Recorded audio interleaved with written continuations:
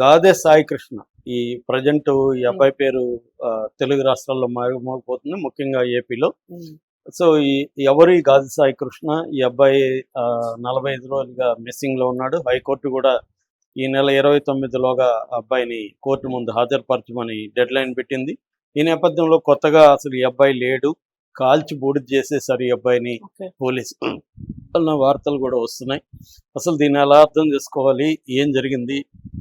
ఇది జరిగింది ఒకటైతే, దీని పట్ల ఇప్పుడు రాజకీయ పార్టీలు తలో దిక్కుగా అక్కడ వైసీపీ వర్సెస్ కూటమి దీన్ని ఎట్లా చూస్తున్నారు అనేది మనం చెప్పుకుందాం. సో గాదె సాయి కృష్ణ ఈ అబ్బాయి 24 ఏళ్ళు.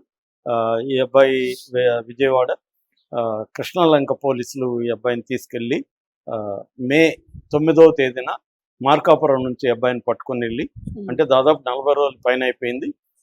ఇప్పటి వరకు మీడియా కూడా దీన్ని హైప్ చేయలేదు పెద్దగా. ఇప్పుడే గత కొన్ని రోజులుగానే అయింది. అది కూడా వైసీపీ వాళ్ళు దీన్ని పట్టించుకోవడంతో మీడియా కూడా పట్టించుకుంది. అక్కడి నుంచి ఇది ఇష్యూగా మారింది.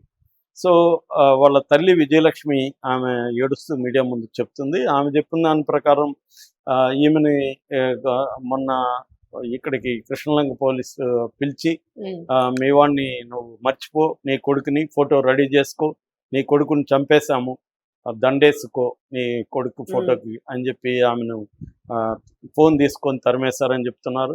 ఆ ఫోన్ అడిగితే కూడా ఇవ్వలేదని చెప్తున్నారు. ఆ తర్వాత ఇప్పుడు ఇచ్చారు, అందులో క్లియర్గా మొత్తం డిలీట్ చేసేసి ఖాళీ ఫోన్ ఆమెకి ఇచ్చారని చెప్తున్నారు. సో వాళ్ళ మేనమామ ముల్లపూడి నాగేశ్వరరావు కూడా మీడియాతో మాట్లాడుతున్నాడు. సో అంటే human rights bar council, Vijayawada bar కౌన్సిల్లో లాయర్లను వీళ్ళందరినీ పెట్టుకొని పెద్ద ఎత్తున గొడవ చేసిన తర్వాత సిపి రాజశేఖర్ బాబు కదిలి కృష్ణలంక సిఐ నాగరాజు ఆయన ఈ పని చేస్తాడని చెప్తున్నారు. ఆయన్ని విఆర్కి పంపించారు. విఆర్ అంటే వేకెన్సీ రిజర్వ్ అంటారు. దానికి పంపించి ఆయన ప్లేస్లో మురళీకృష్ణ అని ఒక సిఐని పెట్టారు. అట్లాగే ఏసీపీ ఎన్వి దుర్గారావు ఆధ్వర్యంలో ఒక కమిషన్ని ఏర్పాటు చేశారు. ఈ అబ్బాయి అయితే ఇప్పటి వరకు ముల్లపూడి నాగేశ్వరరావు కానీ వాళ్ళ అమ్మ విజయలక్ష్మి చెప్తున్నది ఏమంటే, పోలీసులే చెప్పారు కొంతమంది, లేదమ్మా మీ అబ్బాయి లేదు, అబ్బాయిని హాస్పిటల్కి తీసుకెళ్ళి ఒక ఆర్ఎంపీ ద్వారా పట్టకారుతో గోర్లని తీసేసి ఆ అబ్బాయిని విపరీతంగా కొట్టి చంపేసి బాత్రూమ్లో వేసి అక్కడి నుంచి అర్ధరాత్రి వెహికల్లో శ్మశానానికి తీసుకెళ్ళి తగలబెట్టేశారు. బూడిదైపోయాడు మీవాడు, కానీ మమ్మల్ని ఇరికించొద్దు, నువ్వు మా పేర్లు చెప్పొద్దు అని కొంతమంది ఆమె బాధలు చూడలేక చెప్పారు అని చెప్తున్నారు. ఎందుకంటే 40 రోజులుగా కనబడలేదంటే ఖచ్చితంగా ఆ అబ్బాయిని చంపి శవం దొరికితే మళ్ళీ మనం ఇరుక్కుంటామని చెప్పి. ఎందుకంటే ఈ మధ్యనే మనం తమిళనాడులో చూసాం, లాకప్ చేసిన 8 మంది పోలీసులకి ఉరిశిక్ష పడడం అనేది దేశ చరిత్రలో మొదటిసారి.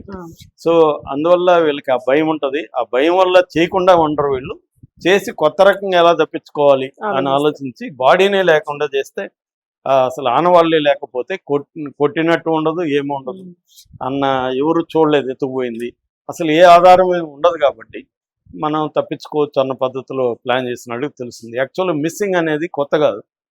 ఎన్టీఆర్ పీరియడ్లో విపరీతంగా నక్సలైట్లని మిస్సింగ్ చేశారు. నాకు తెలిసి పర్సనల్ కేసు కూడా ఉంది.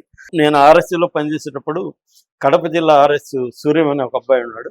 ఆ అబ్బాయిని తీసుకెళ్లి చంపి కాల్చేశారు. ఆ అబ్బాయి శవం లేదు, ఏమీ దొరకలేదు. అబ్బాయి మిస్సింగ్ కిందకి వెళ్ళిపోయింది. నాకు బాగా తెలిసిన అబ్బాయి. సో అలాగా చాలా కేసులు అప్పట్లో మిస్సింగ్ ఉన్నాయి ఆంధ్రప్రదేశ్లో, తెలంగాణలో, ఆంధ్రప్రదేశ్లో, ఉమ్మడి ఆంధ్రప్రదేశ్లో మిస్సింగ్ కేసులు విపరీతంగా ఉంటాయి. సో ఇది ఒక యాంగిల్. రెండవది, ఈ అబ్బాయి చనిపోయిన తర్వాత ఇప్పుడు కూటమికి సంబంధించిన సోషల్ మీడియా వాళ్ళు రంగంలో ఎదిగి ఈ అబ్బాయిని వీడేదో దేశభక్తుల్లాగా పోరాడుతున్నారు మీరంతా, వీడు 23 ఏళ్లకి 25 కేసులు ఉన్నాయి, రేప్ కేసులు ఉన్నాయి, పోక్సో ఉన్నాయి, అవి ఉన్నాయి, ఇవి ఉన్నాయి, రౌడీ షీటరు, వీడిని చంపితే తప్పేంటి, ఇలాగా వాళ్ళు పెడుతున్నారు పోస్టులు. ఇటుపక్క వైసీపీ వాళ్ళేమో ఇది చాలా ఘోరము అది ఇదని వీళ్ళు వెళ్ళి అందరు అధికారులకు ఇవన్నీ ఇస్తున్నారు, సాక్షులు పెద్ద ఎత్తున రాస్తున్నారు. అంటే ఇది ప్రతి అంశం అక్కడ రాజకీయం, పైగా కులాన్ని తీసుకొస్తున్నారు వైసీపీ వాళ్ళు. ఇతను కాపు బిడ్డ అని చెప్పి కాపు సెంటిమెంట్ని రగులుస్తున్నారు. వాళ్ళు గత కొంతకాలంగా పవన్ కళ్యాణ్ నుంచి కాపులను దూరం చేసే ఒక ప్లాన్ తో వైసీపీ వర్క్ చేస్తుంది కాబట్టి దీన్ని కూడా వాళ్ళు తమ రాజకీయ ప్రయోజనాలకు అనుకూలంగా వాళ్ళు వాడుకుంటున్నారు.